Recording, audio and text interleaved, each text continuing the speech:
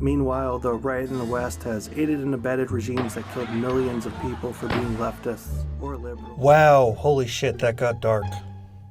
I don't actually want my channel to be this dark. It just keeps going there on its own. Alright, I got a perfect idea. I'm gonna find the dumbest YouTuber I can think of, and I'm just gonna pick on him, and it'll be easy. It'll be like shooting fish in a barrel. I just need to think, who's the dumbest sociopath on YouTube? Perfect.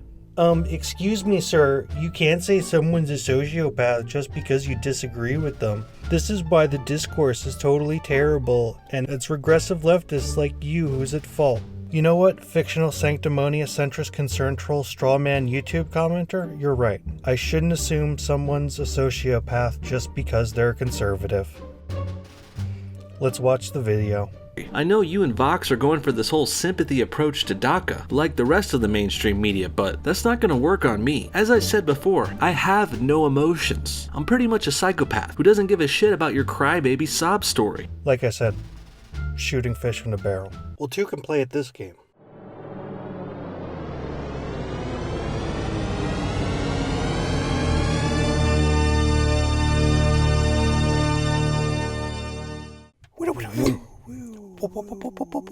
I'm no chicken shit, here to expose the fearmongers of the right. But just for argument's sake, let me have a go at this sympathy angle. Well, perhaps you should... Oh my god. How does he talk like that? That can't be his natural voice, right? Like, I thought my voice was nasally, but Jesus Christ.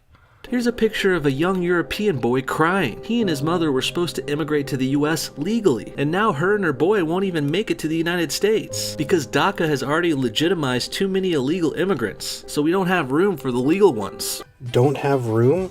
What, like physically? Essentially, this is amnesty for illegal immigrants. This is why so many of them have been rushing over since 2012. If you can get here with your kids illegally, once they're here, they won't deport you. But it dropped during Obama. Look at the graph. It dropped. Is he just lying, or did he just not even bother to look it up? Incentivizing illegal immigration just makes it happen more and more, and that's more and more illegals absorbing the finite resources of our country. All this talk about incentives and encouragement, this is like a tacit admission that the wall is pointless, right? Like, if they physically couldn't get in, it wouldn't matter. Like, they don't even address this. We would be overflowing with illegals, with Juans, Jose's, Marias, and Sophias. They'd be everywhere, even more than now. And I'm in Los Angeles. I go weeks without seeing other white people. Knobs, that's because you never leave your basement. Next, Vox brings up this random misleading poll, which says 60% want a Dreamer-like act. And even though we have no clue who was polled, Vox says this represents the American public's thoughts on the matter. A very sketchy setup, especially since America just elected Trump, who said he would rescind DACA. Something doesn't add up here, probably because Vox is using this poll to try and trick us. Oh my god. He doesn't know how polls work. He doesn't know how polls work. We don't know who took it. You can't learn anything about a population from random selection. It can be anyone. And then this doughy, no-chin-having motherfucker has the balls to call a war hero a pussy?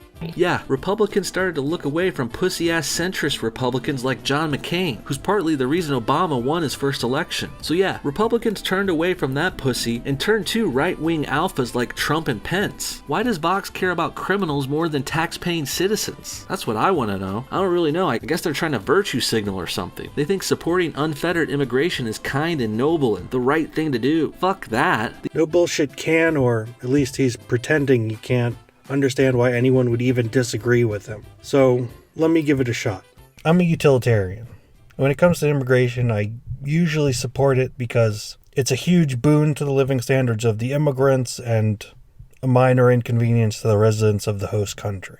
That short-term minor inconvenience is usually enough to make people resentful, but it's not usually enough to drive them to action. And so people who really hate immigrants for whatever weird psychosocial reason, I don't know, they often have to come up with ways to catastrophize it. And you have to feel bad for American racists, because, I mean, European racists, they have Islam, and Islam is different and scary and associated with horrible things. Whereas there just isn't that much difference between Mexicans and Americans. I mean, What's the worst that's going to happen? They're going to make us eat tacos with corn tortillas? I mean, compare that to Europe, where they can scaremonger about Sharia courts. You know, when I first heard about Sharia courts, I thought, like, that was some weird thing where, like, maybe they would let Muslims rule their own neighborhoods. Like, that's really weird. And then I looked it up, and it turns out it's just civil arbitration.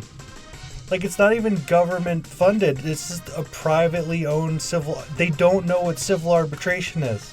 They think, like, they're gonna condemn adulterers to be stoned to death in a civil arbitration, like in a divorce proceeding. Like, Suzanne, you get the Volkswagen, but also you get stoned to death. A guy like Sargon has to do that. He has to blame political correctness for children getting molested.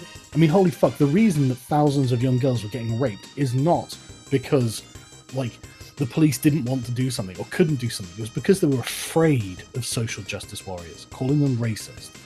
Like, it doesn't say that in any of the reports of the Rotherham case. Like, does he think children didn't get molested before immigrants? Does he think police took crimes against women seriously in the 70s? Is this kid safer then than he is in our modern politically correct times? I mean, look at that kid. Look how safe that kid feels. Look at him. Look, Carl, look. Knobs can't even be bothered to try. He just has to fall back onto this half-baked Malthusianism. And that's more and more illegals absorbing the finite resources of our country. This is a bad thing. These criminals are not only taking government aid without paying in with taxes, they're also taking our jobs. Please tell me I don't have to explain why it doesn't work that way. Please. When he was 11 years old, Juan and his family came to the United States from Venezuela, where life had become dangerous. We were driving, and we stopped at a red light, and a man approaches the car, and he tells my mother if she doesn't surrender the car to him, he is going to pull out a gun and kill one of her kids in the car, right there. Cool story, bro. Yeah, I heard Venezuela was shitty too. Juan made it to college and graduated, but because he was undocumented, he couldn't work, and he worried about being deported. Well, I think him being able to graduate college while being undocumented says a lot. My first thoughts are, what the fuck? How is that even allowed? Like, did this kid even have an ID or a passport? I don't know, but whatever. Here's the second point. Juan's already gotten a better place to live and a full college education illegally while he's been here. Is that not enough? You're a grown-ass man now, Juan, and it looks like you may have to go back to Venezuela. But instead of crying about leaving like a spoiled little bitch, why don't you just be grateful you got to stay in the US all these years to begin with, and you got a college education out of it. I'm sorry, but nothing lasts forever, kiddo. You can only evade the law for so long. Why though? Why would you send him? You already gave him the education. He has the money. Like, if he worked here, he would have to pay taxes and then give us back the money. Like, this isn't good for him. This isn't good for America. It's probably not even good for Venezuela. He doesn't speak Spanish. You've somehow managed to cherry pick a story in which deporting the guy is not good for anyone.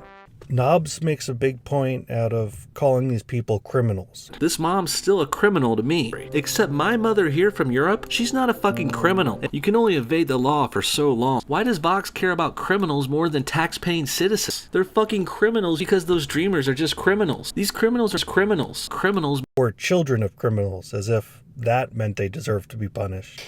Do you think he does that because it matters? Because that's a sign that they're hurting other people? Of course not. We're talking about a Class C misdemeanor. Imagine if we talked about jaywalking the same way we talked about illegal immigration. Well, look, the punishment may or not fit the crime, but we can't have a country if we don't have laws, and that's why we need to airdrop all jaywalkers into an open war zone.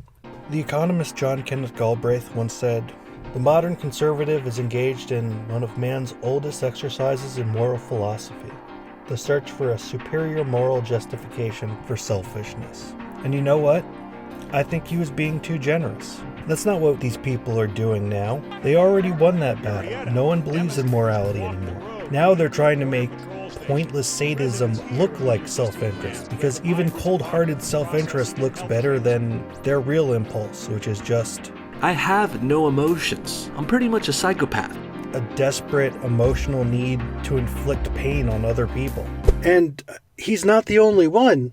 Look at these comments. These aren't from his video, by the way. These are from CNN and CBS News broadcasts that I just needed for B-roll. And it just keeps on going and going like this. And you read it, and I can't comprehend these people. Like, you just read these, and you wonder if you're even the same species. Am I human? Is this what normal people are like? Am I some kind of weird alien? Speaking of incentives, let's talk about what it takes to get to America. First, you have to sneak across the border into Mexico, which sometimes is easy, sometimes it's hard. It depends what kind of mood the Mexican government is in. Then you gotta ride this giant train called the Beast. It's not exactly an easy ride. For children trying to escape the violence, the journey can be deadly. A lot of people fall off the train. There have been accidents.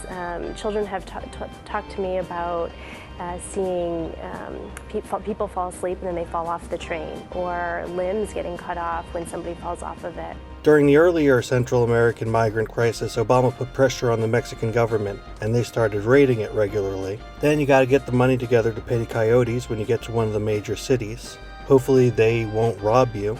Then they pile you in the back of a truck, which hopefully they remember to put holes in it. A deadly discovery in the back of a sweltering big rig packed with immigrants. 9 are now dead. The latest on this human trafficking investigation from TV10. Then after 1,000 miles of driving through a hot desert in the back of a steel truck, you hopefully have gotten the Mexican border unmolested. I mean literally unmolested.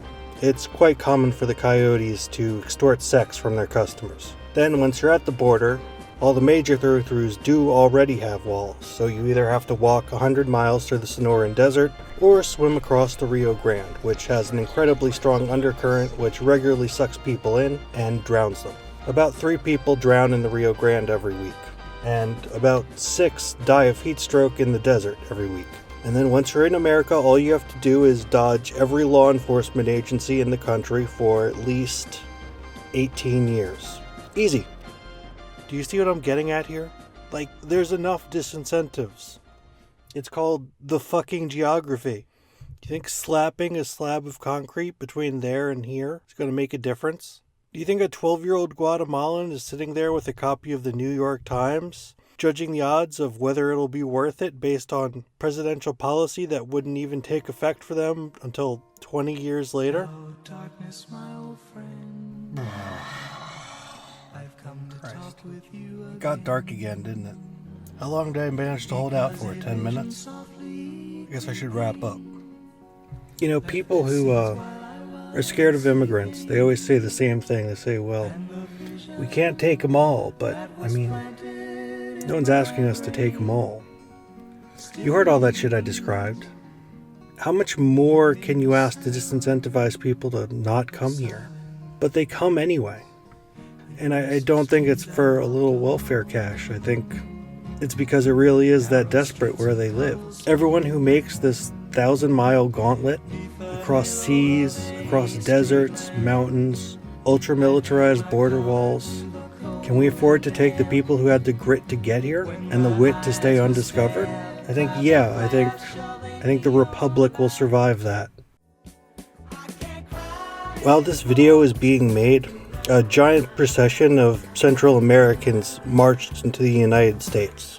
As many people have had to learn the hard way, cruelty begets defiance just as often as it begets submission.